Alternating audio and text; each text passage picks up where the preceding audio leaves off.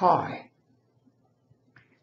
In all walks of life, there are some who have journeyed further than others because they started earlier. And I would be one of those as far as the subject of retirement goes. I retired 28 years ago. That's a long time.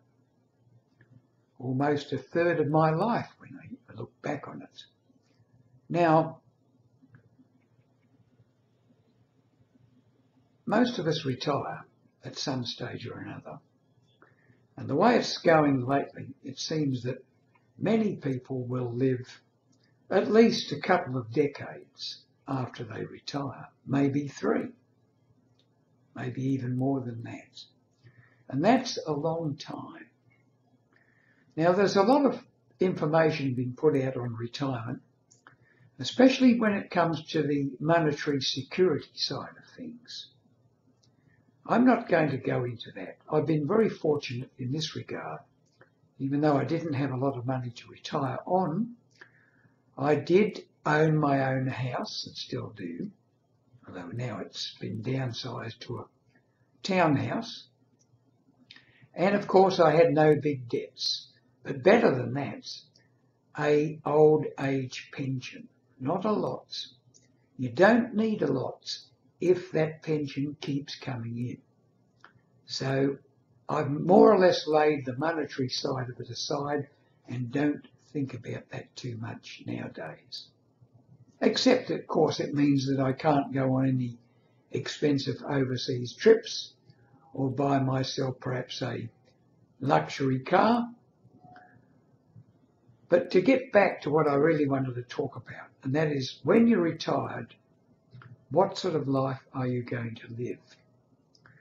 When I first retired, I went and saw a financial advisor and he asked me this question. He said, Tom, what sort of life would you like to lead in retirement? And I said, if I can, the same as I'm doing now. That's when I was working.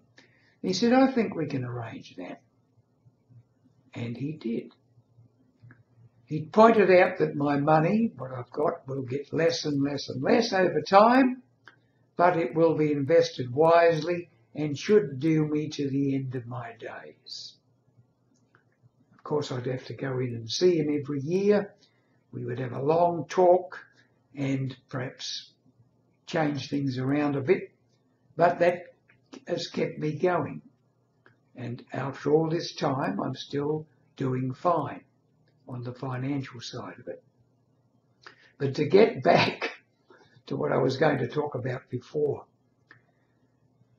probably the wisest thing you can do when retirement is coming up is to start joining organisations, making friends, getting into pursuits which you will take up after you retire. This is the time when you can try different things out. Certain things are virtually mandatory if you want to keep your health. For example, start an exercise regimen of some sort. I'd been pumping iron and going to the gym on and off, not all the time, but from the age of 20. And when retirement was coming up, about a year before I retired, I went back to the gym. And I still go to the gym now a couple of times a week. I'm into meditation. So I do meditation every morning and every evening. It takes about 20 minutes each session. That fills in a bit of time and it's good for mindfulness. Mindfulness, very important. What else do I do? I go for walks, but my main interests are the things which I've been interested in all my life. And they will probably be your main interests too. The things that you've really enjoyed doing, perhaps sacrificed because you've had to work really long hours, but you know that you would prefer to be doing if you didn't have to work long hours. Probably one of the most profound questions you can be asked And you don't have to answer it to someone. Just think about it, maybe write out the answer yourself. What would you do if money was no object? If you could do whatever you wanted to do, live wherever you wanted to live, pursue whatever you wanted to pursue, what would you do? That you will find will be your passion. It's probably something you've been doing all of your life up to this point. Keep it up. Keep it up whilst you're working.